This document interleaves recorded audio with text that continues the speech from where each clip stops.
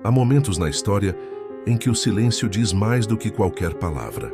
Lugares onde o tempo parece respirar, onde cada pedra guarda segredos e cada sombra esconde perguntas que ninguém conseguiu responder. A Biblioteca de Alexandria foi um desses lugares, um farol levantado contra a escuridão da ignorância, um sonho ousado o suficiente para tentar capturar todo o conhecimento do mundo em um único templo. E como toda luz intensa, ela projetou uma sombra igualmente profunda. Antes de atravessarmos essas ruínas de memória, seja bem-vindo ao 4 Atos, um canal dedicado a revelar as histórias que moldaram o mundo. Aqui cada narrativa é construída com cuidado, mistério e profundidade, guiando você por eras, ideias e civilizações que deixaram marcas eternas. Inscreva-se, deixe o seu like e compartilhe este vídeo, porque hoje juntos vamos reconstruir uma das maiores perdas da humanidade. A história da Biblioteca de Alexandria começa muito antes das chamas que a destruíram. Ela nasce no século III a.C., quando Alexandre o Grande funda uma cidade na costa do Egito. Ele sonhava com um centro que unisse culturas, povos e línguas, um núcleo onde o mundo conhecido se encontrasse. Alexandre morreu jovem, mas seus sucessores herdaram não só o território, mas também sua ambição. E foi Ptolomeu I quem transformou esse sonho em algo ainda maior. Uma biblioteca capaz de reunir todo o conhecimento existente e até mesmo o que ainda seria descoberto. Mas Alexandria não era apenas uma cidade bonita. Ela era estratégica, pulsante, cheia de mercadores, filósofos, matemáticos, astrônomos e navegadores. Era o ponto onde o Oriente encontrava o Ocidente. E no coração dessa metrópole nasceu a biblioteca, acompanhada do Museion, um centro de estudos que funcionava como uma universidade ancestral. Ali grandes mentes tinham moradia, salário, alimento e liberdade para questionar tudo. O objetivo era simples e audacioso: entender a lógica do universo. Estima-se que a biblioteca chegou a abrigar centenas de milhares de pergaminhos. Obras da Grécia, da Pérsia, da Índia, da Mesopotâmia, do Egito, da África e de outras regiões que até hoje permanecem misteriosas. Dizem que quando navios chegavam ao porto, seus pergaminhos eram confiscados temporariamente. Copistas habilidosos os reproduziam com perfeição. E então um dilema surgia: devolver o original ou guardar para si o exemplar mais valioso.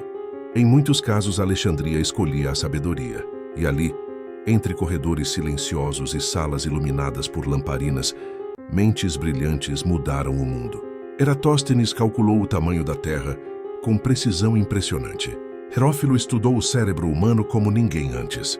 Arquimedes trocou cartas com estudiosos alexandrinos que influenciaram suas descobertas. A biblioteca era mais que um prédio. Era uma respiração intelectual que, por séculos, manteve a chama do conhecimento acesa, enquanto impérios nasciam e morriam. Mas tudo o que se eleva demais atrai olhares perigosos. Alexandria crescia, brilhava, prosperava, e isso despertava ambição, medo e disputas políticas. Sua riqueza intelectual se tornou alvo.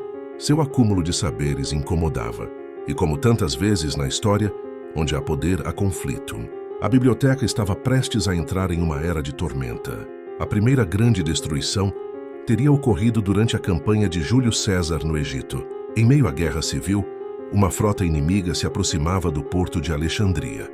Para impedir o avanço, César ordenou que seus próprios navios fossem incendiados, uma estratégia ousada que se voltou contra ele. O fogo se espalhou pelo vento, alcançando depósitos próximos e, segundo muitos relatos, devastando parte dos arredores da biblioteca. Não sabemos quanto se perdeu naquele dia, mas sabemos que o dano foi enorme. E pela primeira vez, a biblioteca sentiu a fragilidade de sua existência. Mas essa não seria sua última noite de escuridão. Outros conflitos internos, tensões religiosas, disputas de poder, cada crise deixava marcas.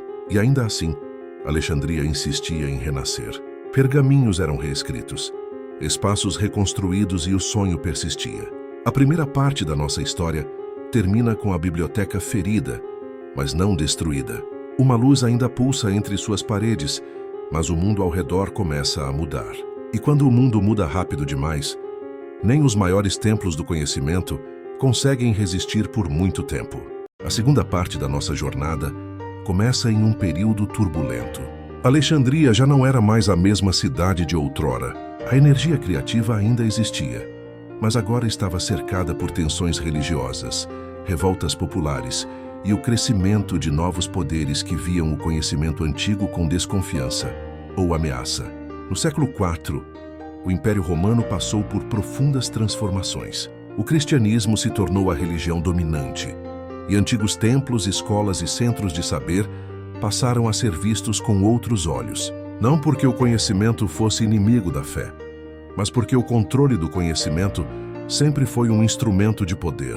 A biblioteca, com sua herança pagã e intelectual, era um símbolo do mundo antigo que alguns queriam apagar. Nesse contexto surge um episódio trágico: a morte da filósofa Hipátia de Alexandria, uma mulher brilhante, matemática, astrônoma e professora, que ensinava uma filosofia baseada na razão e na observação. Hipátia se tornou um símbolo do que Alexandria representava. E justamente por isso, sua existência incomodou aqueles que temiam o pensamento livre. Em 415 d.C., ela foi assassinada por um grupo fanático. Sua morte simbolizou o fim de uma era, e muitos acreditam que, junto com ela, parte do que restava da biblioteca também pereceu. No entanto, a destruição total não ocorreu de uma só vez. Ela foi lenta, fragmentada, um conjunto de tragédias sucessivas que, ao longo de séculos, apagaram a memória do maior repositório de conhecimento do mundo antigo. A última grande ferida teria ocorrido no século VII, durante a conquista árabe do Egito. Existem relatos, controversos, de que o restante dos pergaminhos teria sido destruído. Outros dizem que nessa época já quase nada existia. A verdade é que a biblioteca desapareceu não em uma noite, mas em muitas, no silêncio, no abandono, na negligência de gerações que não perceberam que estavam deixando morrer algo insubstituível. E talvez isso seja o mais doloroso. Não foi apenas o fogo que destruiu a biblioteca, foi o tempo, a política, a intolerância, as escolhas humanas. Ela não ruiu de uma vez, foi sendo apagada aos poucos, como uma chama que se apaga quando ninguém mais cuida dela. Mas o legado da biblioteca não desapareceu. Suas ideias viajaram pelo mundo. Seus métodos sobreviveram em academias, escolas, universidades e manuscritos que escaparam à destruição. A biblioteca ensinou ao mundo que o conhecimento precisa ser protegido, compartilhado e valorizado. Ela nos lembra que tudo o que esquecemos, o tempo destrói.